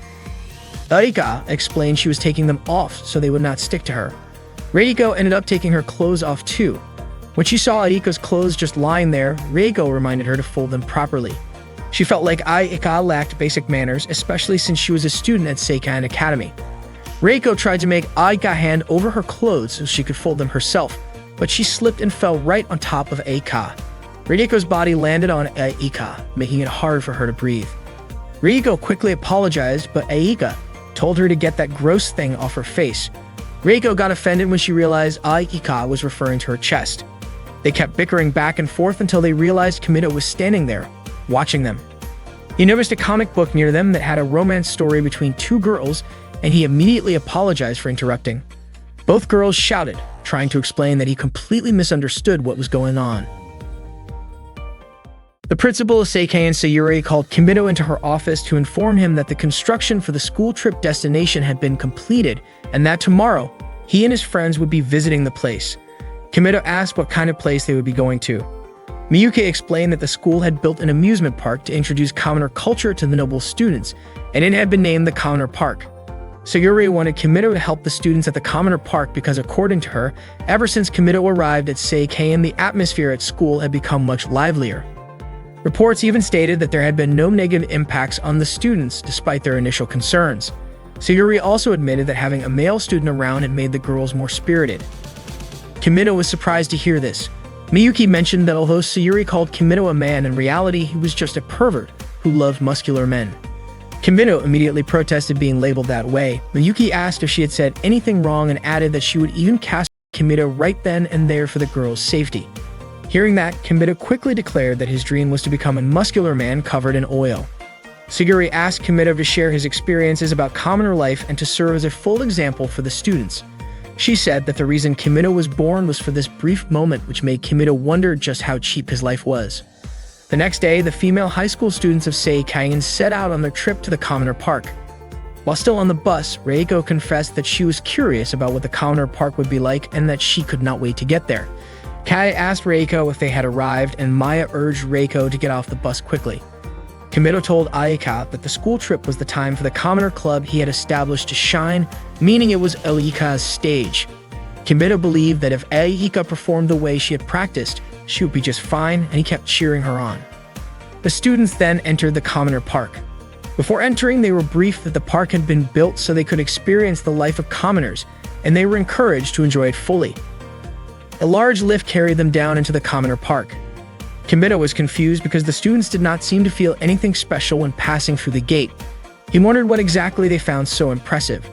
Inside the park, they were shown a model of a town near a train station. All the students were thrilled, and Mizuho nearly fainted from excitement upon seeing the Commoner Park. It turned out that it was the first time the students had ever seen traffic lights and crosswalks. They immediately tried to cross the street themselves, and soon after, all the students scattered around to explore the park. Kimito asked Aika if she was having fun visiting the park, and Aika nodded. Suddenly, a pile of tissues fell on Kimito. Miyuki explained that it was a tissue distribution, a common practice near train stations. She also mentioned that the tissues were soft and included moisturizer to prevent skin irritation, so no matter how many tissues they used, their skin would not be harmed. Miyuki then introduced them to one of the most iconic attractions for commoners, a restaurant. As soon as they arrived, the restaurant staff welcomed them. Miyuki instructed them to place their orders at the counter, where the menu was displayed for them to choose from. They had to tell the staff what they wanted to order. Reigo asked if they could sit down right after ordering. Miyuki explained that they needed to wait for their food there, which shocked the students because it meant they had to keep standing. Maya wondered how many minutes they would have to stand, and Kaya commented that even just eating seemed like a hassle for commoners. To make it even more surprising, Miyuki explained that at commoner restaurants, they had to carry their own food to the table, and this practice was called self-service. The students were amazed, and Reiko said it would be a tough lesson for them. Maya started to realize just how spoiled she had been. All the students agreed that commoners were really impressive. Reiko even said she was willing to wait an hour or two, and Maya agreed as well. However, Miyuki pointed out that they would not need to wait that long because the restaurant was a fast food place famous for its quick service. Their orders would be ready in just 1 or 2 minutes. They were all shocked to hear that. They could not even imagine how it was possible to serve food that quickly, and they started to wonder what kind of creatures commoners actually were. Miyuki then told them to go ahead and place their orders. Kimito reminded Aika that it was time for her to do it since he had already taught her how to order earlier. She just needed to ask for a teriyaki burger set and a cola zero. Kimito encouraged Aika to actually try it out, asking her to step up to the counter and place her order. Kimito noticed that Aika looked nervous, which surprised him. Then, unexpectedly, Reiko confidently stepped forward to the counter to order. Her friends cheered her on, calling her amazing. When Reiko reached the counter, the cashier greeted her and asked if she would be dining in. Reiko replied that she would not be eating in, but at a table. Miyuki quickly explained that the cashier meant whether she wanted to eat at the restaurant or take the food to go. Reiko started thinking that if it was packed to go, it would be like a snack for tea time. The cashier then showed her the menu. Kimito guessed that Reiko probably did not understand it, since even he sometimes got confused about what to order. Reiko stood there silently, looking a little lost. Seeing that, Kimito told Aika it was her chance to step in, but Aika stayed frozen. So Kimito walked up to the counter himself and mentioned that the most popular item was the teriyaki burger set. He also said there was something called Dika Max, but the portion seemed way too large for one person to finish alone.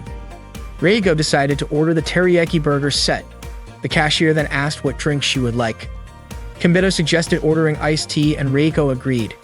After that, the cashier asked her to wait at the counter for her order. Reiko thanked Kimito and told him he was amazing. Next, it was Karen's turn to order, but she got distracted by the toys on display. Once everyone had gotten their food, Reiko invited everyone to start eating together. Kimito found it strange that even at a time like that, Aika chose to sit by herself. Kimito took a bite of the burger and was stunned by how delicious it was. He could feel the flavor of the meat burst in his mouth with just one bite. The rich seasoning made the juices taste amazing. The beef was not overly greasy, yet it still kept its juicy goodness. For the first time, he understood what real beef was supposed to taste like.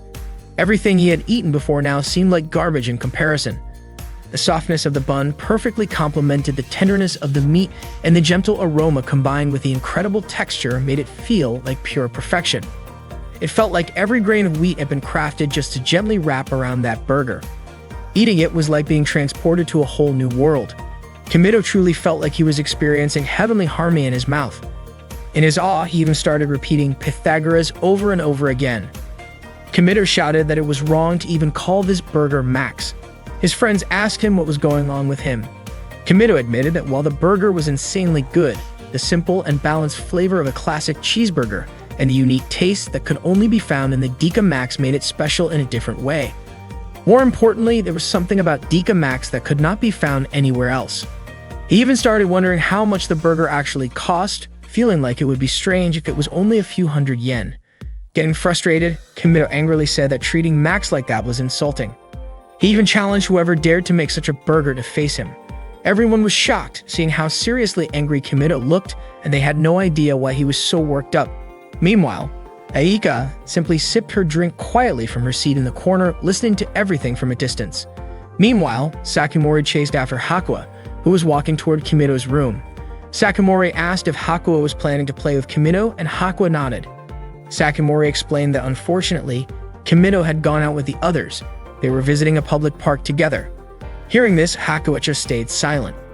After visiting a fast food restaurant, the students headed to a game center. They looked amazed by the huge variety of games available there. Reiko told Kimito that she was really happy to come to the game center.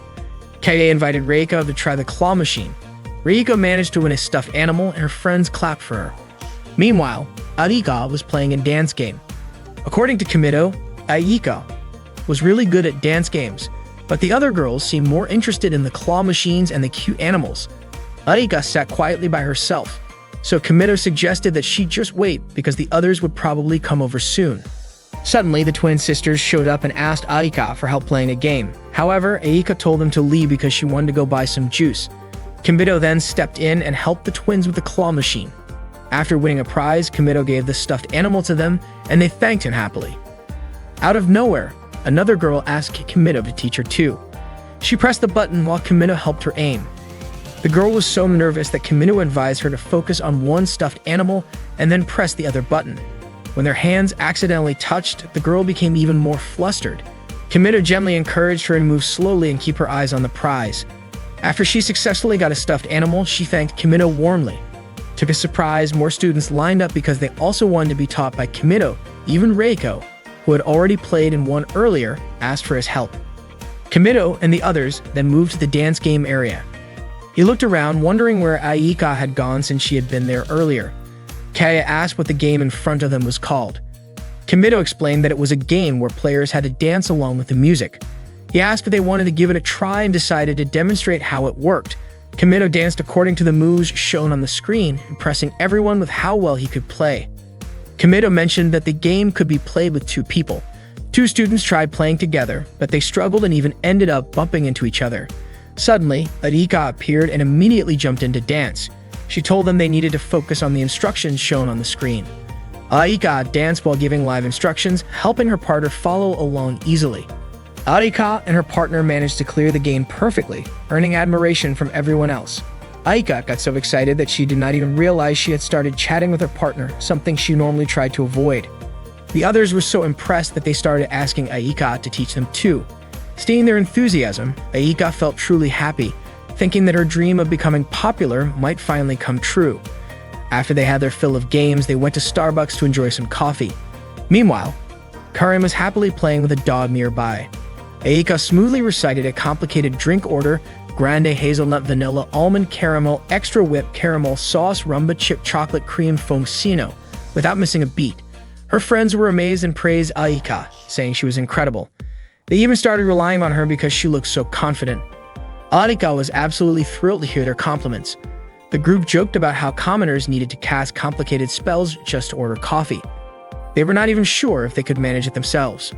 Aika explained that the order she said earlier was an advanced one and reassured them that they could start with something simpler, like a hot or iced latte.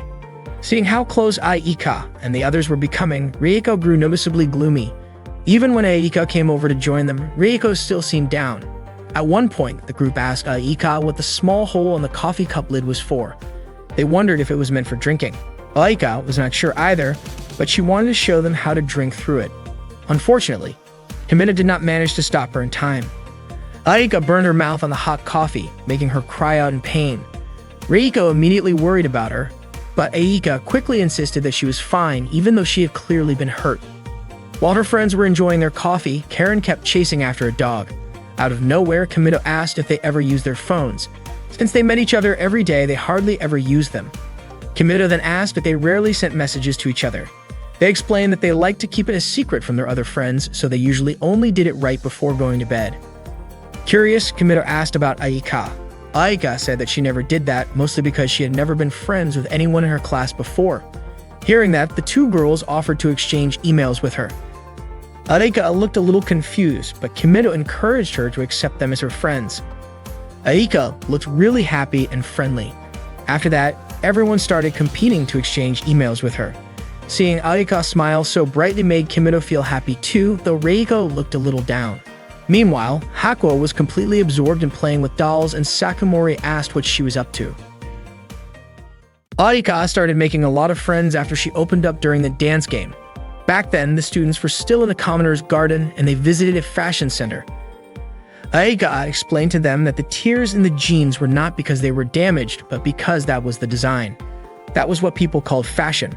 Her friends praised her for knowing so much about the world outside. Aika was even excited when they asked for questions about the clothing styles at the fashion center. Kimido figured that with things going this well, there should not be any problems. That was when he noticed Karen holding a t-shirt with the star graphic. It looked like she really wanted to wear it. She stood in front of the mirror, holding the shirt close to her body. When she put it back on the shelf, she looked a little confused because the fold was different from the rest. Kimido told her to leave it alone since a store clerk would take care of it anyway. Suddenly, Karen told Kimido not to get the wrong idea.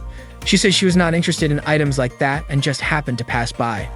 She insisted it was not her style and that she usually never went near something that's silly. Kimido encouraged her to give it a try and asked if she actually liked the shirt. Karen got irritated and pulled out her katana. Kimido reminded her that he had already defeated her before without even lifting a finger, and if he really meant it, he could easily make her disappear from this world. Karen started trembling in fear, and Kimido decided to have her try on the shirt. Just as he was about to give the command, Karen suddenly started taking her clothes off. She told Kimido he could do whatever he wanted with her until he was satisfied. Kimido quickly told her to just put on the shirt. Karen was thrilled as she walked into the fitting room. Not long after, she said it was pointless because she looked ridiculous in it. Kimido told her it was cute, so it should be fine. Karen said she did not want to be seen wearing something like that, which only made Kimido more curious. He asked her to open the curtain. When Karen pulled the curtain aside, Kimido said the outfit looked great on her, but then he realized how much of her thighs were showing, probably because the hot pants were too small. Kimido had known from the start that Karen had a curvy figure, and he liked that about her. But the tiny hot pants made her curves stand out even more. Her pale skin looked so soft that it reminded him of pudding or maybe even something like pork belly, but he immediately thought comparing her to that would be too disrespectful. He admitted that Karen was the very ideal thigh enthusiasts dreamed of with the most stunning beauty. He even found himself saying King Arthur over and over again. Karen said she was ready to be laughed at because she knew it was embarrassing, especially since her legs were so thick. Kimido told her legs were not thick at all, but actually perfect and amazing. He asked her not to blame herself too much because even if the whole world was against her, he would still like her just the same. Hearing that made Karen emotional. Kimido asked her to keep wearing the outfit and to show it to him because he wanted her to wear it everywhere, all the time. Out of nowhere, Karin hit him on the head and shouted that he had to take responsibility for what he had said. Then she quickly ran away. Later that night, Aika was in a good mood because she got messages from several friends on her phone. Reiko, who was with her, said that messaging each other like that sounded fun. Aika apologized for troubling Reiko since they were sharing a room, but Reiko did not seem to mind. Aika said that at first, they used to hate each other, and now they were sharing a room. Aika added that they were still enemies, and Reiko agreed, saying she really hated Aika. Aika was confused about why Reiko looked so upset, but Reiko told her she was not mad at her. Aika brought up the email she had sent to everyone and asked Reiko to take a look at it. Reiko wondered why Aika did not just ask Kimito for help instead. But no matter what, Aika really wanted Reiko to read it because the email was important. It explained why she had been avoiding everyone all this time. Reiko asked why Aika was asking her specifically. It turned out that it was because Reiko was the most popular girl in class. Even if she could be a bit annoying, that was just the truth. Aika said Reiko seemed to really understand how people felt and always knew what to do. The way Reiko spoke and helped others was something Aika admired, which was why she wanted Reiko's opinion. Maybe Reiko hated her, but Aika felt like she had no one else she could rely on, so she sincerely asked for her help. Hearing all that, Reiko finally agreed, and Aika was clearly happy about it. When Reiko read the message, she said it was way too long. From start to finish, she felt like it never got to the point. The apology at the beginning dragged on, and if Kimito read it, he would probably find it too heavy. Reiko told her to come up with something simpler and pointed out the parts that should be cut out. After Aika shortened the message, she showed it to Reiko again. The message now explained that the reason she had been avoiding everyone until then was because she always spoke her mind, and one time it ended up hurting a friend. Ever since, she had kept her distance from people because she was afraid it would happen again. But the truth was, she really wanted to be friends with everyone. She also apologized for how she had been acting and said that from now on, she wanted to get along with everyone. Aika asked Reiko if the message was good enough now, but Reiko still thought it was a bit too long. According to Reiko, it did not need to be that wordy, especially since they were all already friends. Aika then sent the message to everyone in their class. She thanked Reiko because thanks to her, Aika was finally able to connect with her classmates. Now she would have lots of friends. The next morning, Miyuki woke Kimito up like usual, saying she wished he would never wake up again. Kimito was puzzled because Miyuki had always acted that way, but he started to wonder if she really disliked him. Still, Miyuki always did her job as his maid flawlessly. Suddenly, as if she could read his mind, Miyuki said that being a professional was something she took pride in. She added that someone like Kimito, who only had 5 neurons, was easy to read. Kimito asked if someone with just 5 neurons was supposed to be impressive, and Miyuki said yes. That left Kimito wondering what Miyuki really thought of him. That morning at the school restaurant, the students were having breakfast together. Aika was about to call out to Reiko, but her 2 friends invited her to eat with them. Around that time, Kimito saw Aika being invited to join a tea party after school by her classmates. He was glad to see that she had finally made some friends. Reiko walked over to Kimito and invited him to eat with her. After breakfast, Kimito ran into Aika in front of the elevator. He said he was happy that she had made friends with everyone. Aika told him she was happy too because she had finally found her courage. Kimito said she had worked really hard, and Aika said that once she gave it a try, it actually felt easy. Kimito told her not to get too full of herself, but Aika said it was all thanks to him and thanked him. Kimito replied that the Commoner Club was now officially over. It was clear now that the club's true purpose had been to help Aika become more popular. From that day on, she would be joining her classmates for tea after school and joining a normal club. In other words, she had finally come out of her shell. At that moment, the elevator opened and they went their separate ways. At that moment, Kimito was enjoying a relaxing soak in the hot spring by himself. He felt pure bliss since it had been a while since he had taken a bath like that. Suddenly, Aika showed up at the bath, and they both screamed in surprise. Kimito told her that the girls' bath time was supposed to be yesterday, but Aika said that everyone had agreed to bathe again in the same place. Not long after, Aika's friends arrived and apologized for making her wait so long.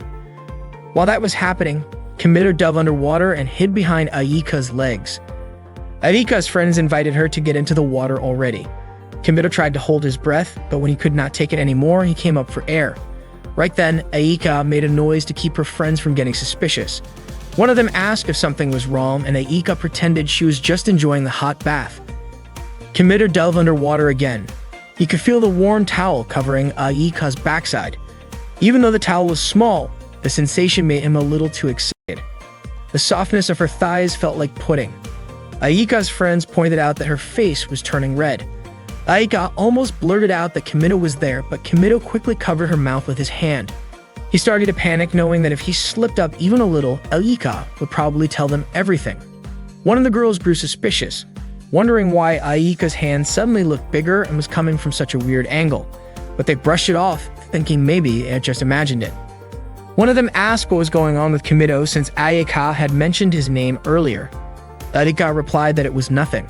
Her friends assumed that she and Kimito were pretty close already, and they admitted feeling a little jealous. They were curious about what kind of relationship the two of them had. But Aika said that there was nothing going on between her and Kimito, and from now on, maybe things would not be the same as before. She looked a bit down, which made her friends ask what was really going on.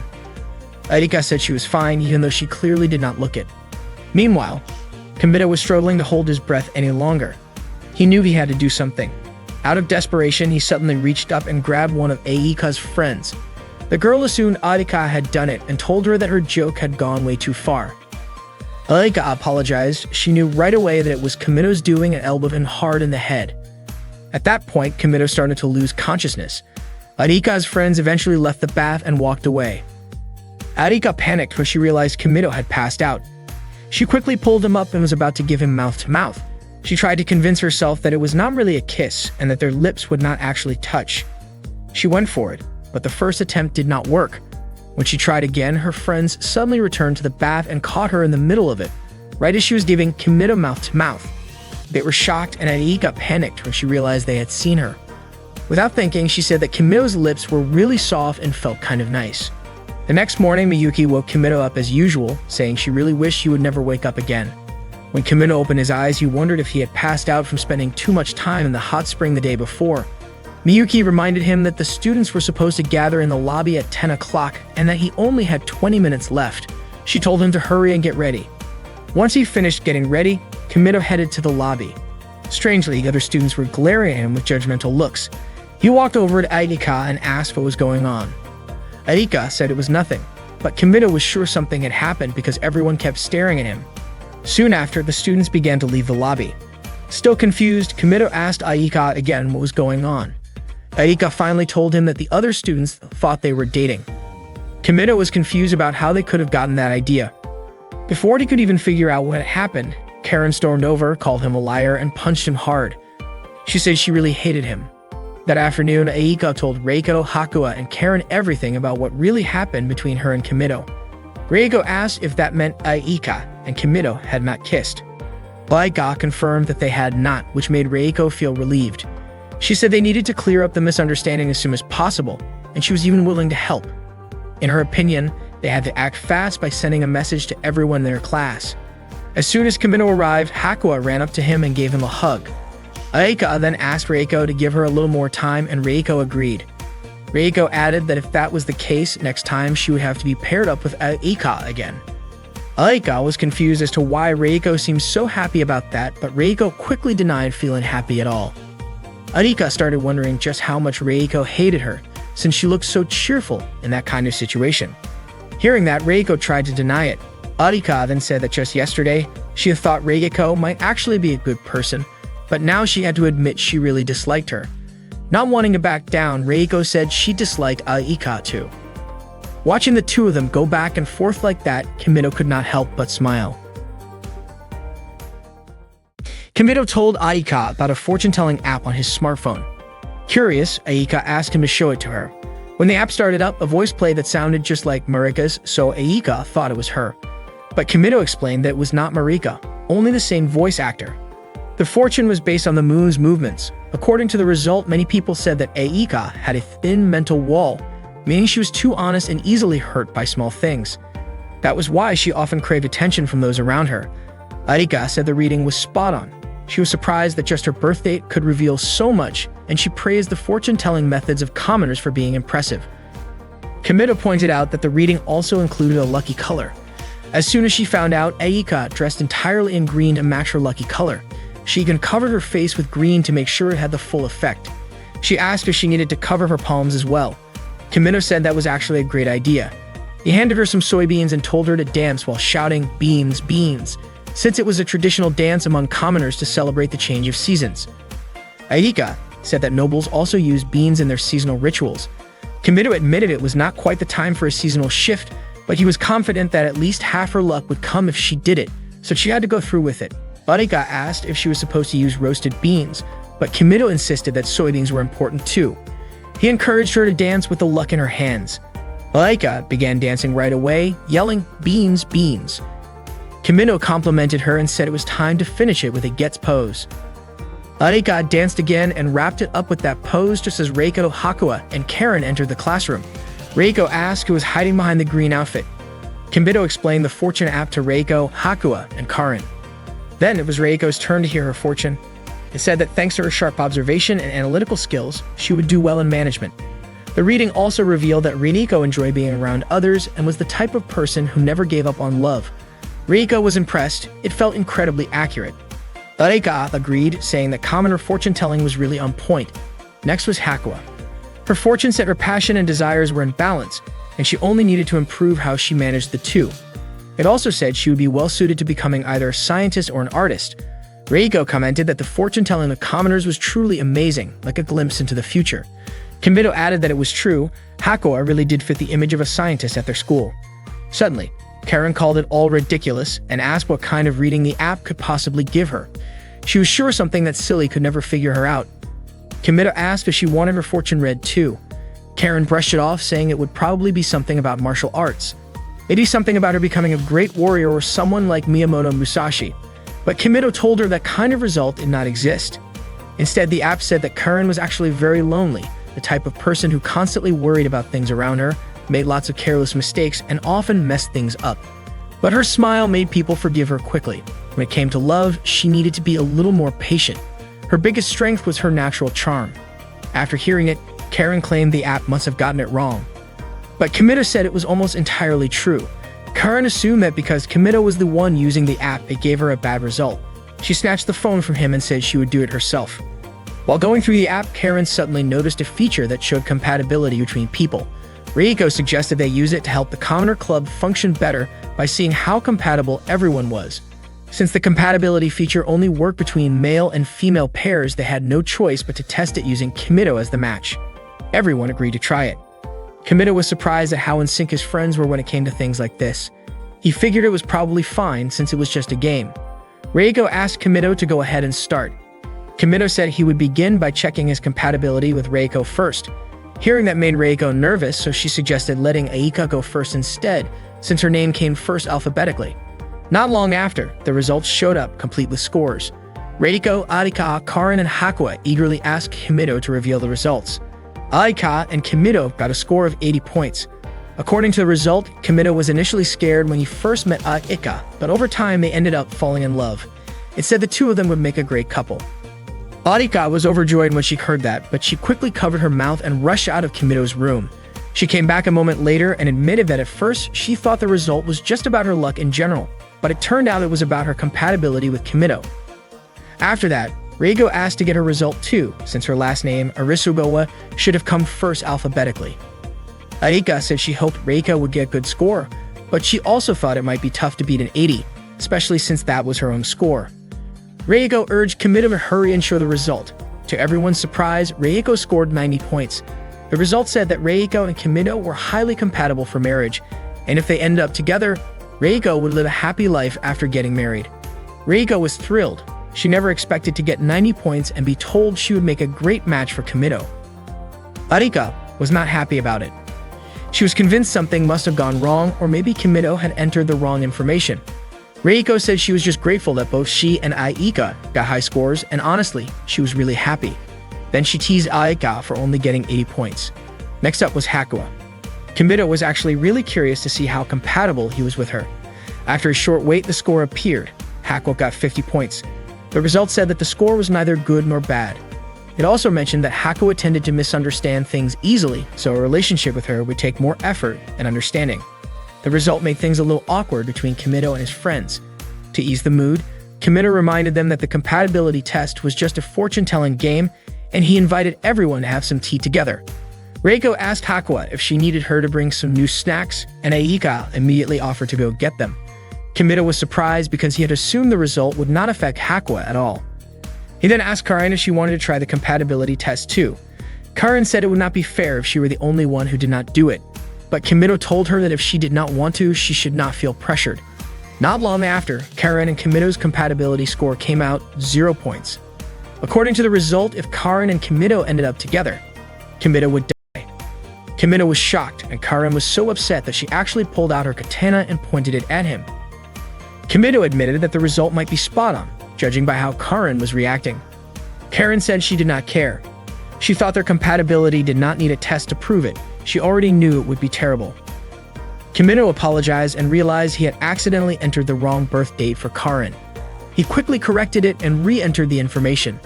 This time, the score came out as 100 points. The results said that Karen and Kimido were a destined and perfect couple. It claimed they were a pair who could understand each other's mind and body on a deep level. The suggestion from the result was that starting tomorrow, Karen should begin launching an aggressive romantic approach and use all her special skills on Kimido to make him hers. Karen didn't expect that the compatibility result would score 100 points. Kimido told Karen not to think too much about it, as it was just a regular fortune-telling. Aika and Reiko agreed that the fortune was likely inaccurate and that they shouldn't really believe it. Kimido was surprised because just a moment ago, Aika and Reiko had fully believed in the results. Aika quickly grabbed the smartphone and put her data along with Kimido's and searched for their compatibility results since the previous fortune didn't align with what she wanted. Reiko didn't want to be left out, so she did the same. Not long after, Aika showed her fortune with Kimido, which said that they would ideally connect without having to say a word, while Reiko and Kimido's fortune stated that everything depended on Reiko, which Aika thought was very accurate. Reiko also showed her result with Kimido, which indicated that they were the chosen couple destined for a happy marriage. Reiko mentioned that Aika and Kimido's compatibility was due to Aika's slow way of thinking, which stressed Kimido out. They continued to argue about whose fortune was more accurate, and Karen quickly intervened. Karen said Aika and Reiko didn't need to argue, as it was very embarrassing, especially since they were debating about which fortune was the most correct. According to Karen, the true fortune usually came from the moon, with the fortune teller dressed like a sailor. However, Aika and Reiko disagreed, saying that Pantanology Hainwell was the only reliable fortune. At that moment, Kimido and Hakuya could only watch them argue. Hakuya told Kimido that she was hungry and wanted him to make her some potato cakes or hotcakes. Kimido agreed to make them and invited Hakuya to join him in the kitchen to make food together. The next morning, Miyuki woke Kimido up as usual, saying she hoped Kimido would never wake up. Kimido felt trapped in this endless loop every morning. He asked why Miyuki always acted like that, watching and waiting for him to wake up. Miyuki replied with a question, asking if there was a rule that made her have to answer Kimido's question. Kimido said that there wasn't such a rule. Miyuki explained that she was a maid assigned to Kimido, and waking him up was part of her job. She also admitted that she didn't actually want to work for Kimido, but as the head maid, if she couldn't fulfill her duties, it would make her regret it, so she had to keep watching Kimido and wait for him to wake up. Even just watching Kimido became part of her job. Miyuki even threatened Kimido with scissors when he said something she considered sexual harassment. Kimido got scared and asked Miyuki to put the scissors away. He told her that she didn't need to wake him up anymore since he had an alarm on his phone. Miyuki, however, wanted to destroy Kimido's phone, considering it an enemy of her job. She warned that if Kimido kept insisting, she would get serious and even wear roller skates every morning to wake him up with a triple axel. Kimido thought that would look weird, but Miyuki said that if that's what Kimido wanted, she would wake him up the usual way. Miyuki quickly left, telling Kimido to hurry up and change his clothes. After changing, Kimido watched a match between muscular men until Karen approached him. Kimido asked what was going on with Karen, and it turned out that Karen had remembered a suggestion from the fortune that said she should start making aggressive moves and use all her special abilities on Kimido to make him hers. Karen immediately showed Kimido her swordsmanship skills. She told him that her special ability was using a katana and asked if it was impressive. Kimido, frightened, quickly responded that it was indeed impressive. Kimido was puzzled as to why Karen suddenly decided to use her special ability. Karen noticed that Kimido's sleeve was torn and asked how that happened. Kimido explained that it was Karen's doing, and Karen promised to fix it right away. She pulled Kimido into her room because she didn't have any sewing tools. Upon arriving in Karen's room, Kimido commented that it was very simple. According to Karen, those who choose the path of the sword don't need unnecessary decorations, as simplicity and steadfastness are her motto. She asked Kimido to sit down and immediately prepare tea for him. Kimito was surprised to see a picture of a rabbit on the cup, while Karen quickly grabbed her sewing tools. When Karen opened the closet, Kimito was taken aback to find more items with rabbit designs inside. After taking her sewing tools, Karen asked Kimito to turn around. At that moment, Kimito thought Karen was undressed behind him, but she was actually wearing clothes she had bought when they went to the public park. When Kimito turned around, he was struck by how stunning Karen looked in those clothes. He told her that they suited her perfectly, just as he had said before. Karen told him not to misunderstand just because the outfit was simple, but Kimito insisted that it suited her and made her look beautiful. Karen mentioned that she would probably continue wearing it, but not for Kimito. Karen then began sewing the sleeve of Kimito's shirt, and Kimito watched her, which made Karen wonder what he was thinking. Kimito said he was just thinking that Karen could make an ideal wife. Upon hearing this, Karen became nervous and even pulled at the shirt she was sewing. After finishing, Kimito praised Karen's sewing, saying it was so well done it was hard to tell it had been repaired.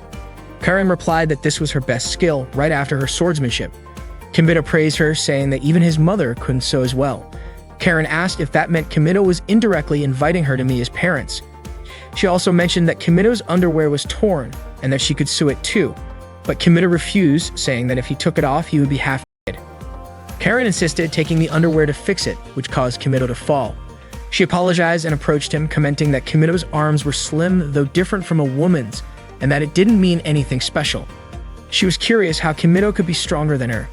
Karen said, wasn't his palm rough from always holding a sword? She sometimes worried if what she was doing was right, especially lately, when she wondered if women should be too strong. Kimito responded that the roughness of Karen's hands and the strength of her muscles were proof of her hard work. Everyone knew what she had done, and it could be said it was beautiful. Hearing this, Karen felt touched. Suddenly, Reiko, Aika, and Hakua entered Kimito's room, but there was no one there, even though Aika had heard from her friends that Kimito had gone to Karen's room. At that moment, Karen suggested that Kimito hide in the closet. Kimito wondered why they needed to hide from everyone else. As they squeezed into the closet, their bodies were pressed against each other. Kimito leaned against Karen's chest because the space was too cramped. Before long, the closet door opened. Aika and the others were shocked to see this, and Aika wondered if Kimito was doing something in the closet.